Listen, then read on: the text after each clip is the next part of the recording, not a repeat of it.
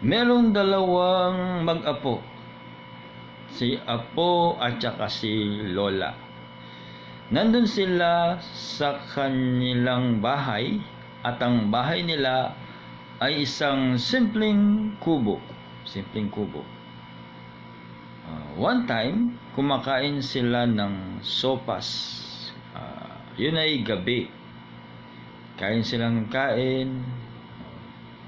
Favorite nila yung sopas. Favorite nila. Sa kalagitnaan ng kanilang hapunan, biglang nawalan ng kuryente. Nag-brown out. Itong si Apo, gutom na gutom, kahit na brown out, walang makita, kinakapan niya yung kinakain niya. Kumakain siya.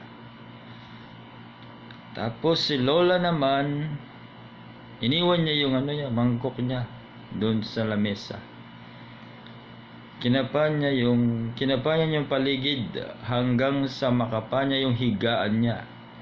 So imbis na kumain, natulog na lang, pahinga. Tapos si Apo naman,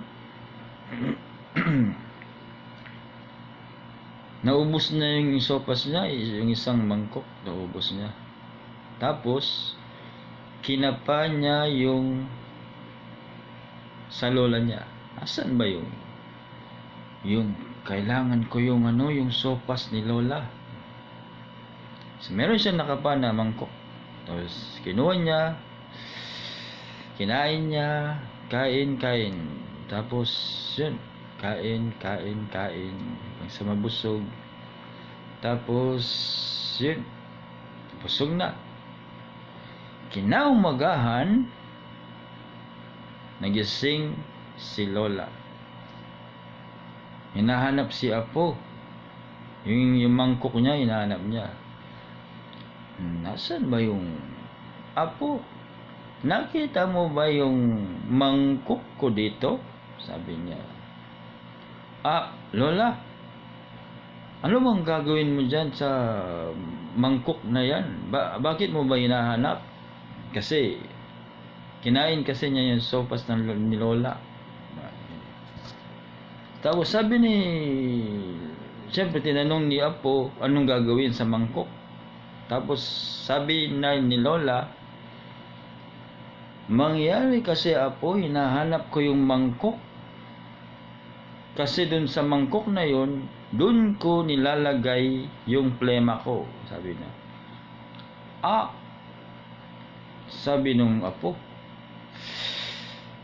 So kung bago po kayo sa akin channel, huwag niyo pong kalimutan mag-subscribe and click the button bell para updated po kayo sa lahat ng ating mga programa.